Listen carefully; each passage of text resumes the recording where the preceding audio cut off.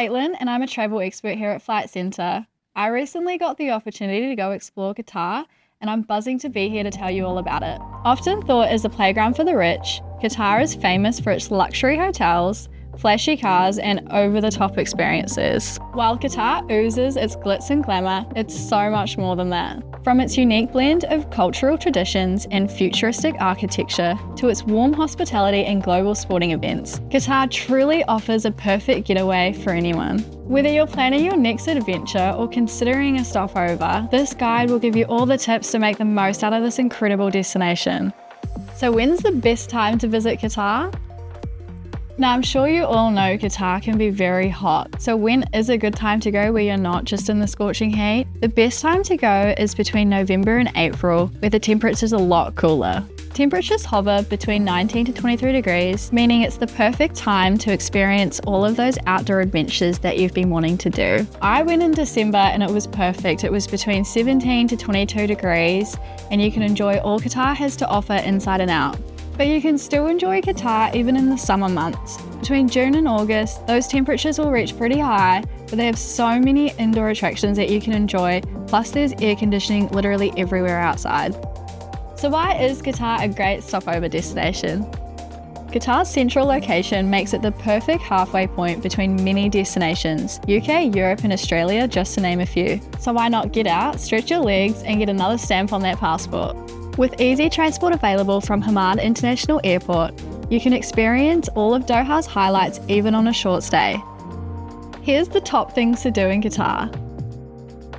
If you're wondering what to do in Qatar, the list really goes on. Qatar offers a unique blend of new and old, mixing cultural traditions with futuristic experiences. For cultural experiences, we recommend checking out one of Qatar's world-class museums, such as the National Museum of Qatar or the Museum of Islamic Art. My personal favourite was the National Museum of Qatar. It offered a perfect snapshot of Qatar's rich and vibrant history, one you truly don't want to miss. And if you're looking to experience some true Qatarian culture, I highly recommend going to visit one of their mosques. We were lucky enough to go during their call to prayer, which happens 5 times a day. They offered us modesty coverings. They were super informative about their culture and they were passionate about doing it too, which was really cool. And yeah, it was just an experience I'll always remember. Another cultural experience you don't want to miss is visiting the bustling alleys of one of their mini souks. This traditional marketplace gives you a taste of Qatari culture, offering handicrafts, spices, souvenirs and more. It's also the perfect place to enjoy the local cuisine. And for something a little different, hit the sandy slopes and experience the thrill of a four-wheel drive Jeep safari.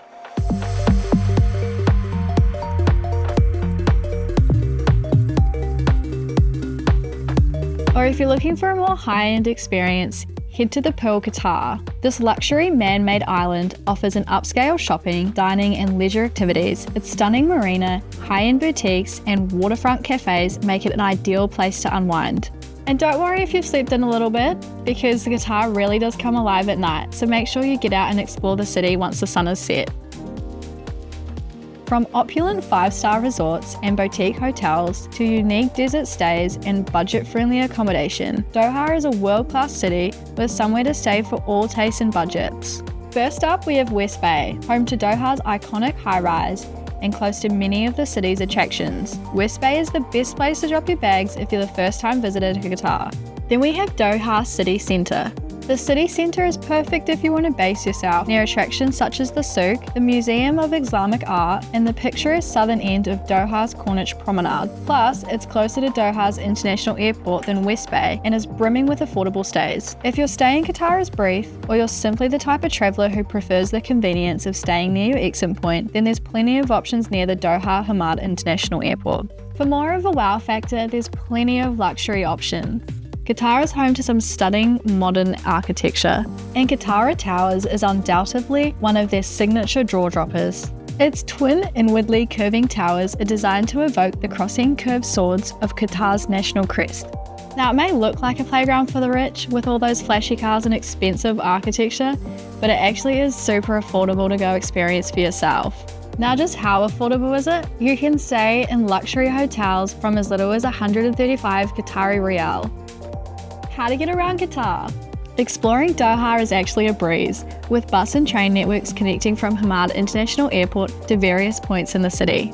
Uber and taxis are also widely available and super affordable. Or explore the city at your own leisure with car hire available at the airport or in the city itself. Sport lovers will also find plenty to do in Qatar, with events like the F1 Grand Prix, football tournaments, and international tennis and athletic events.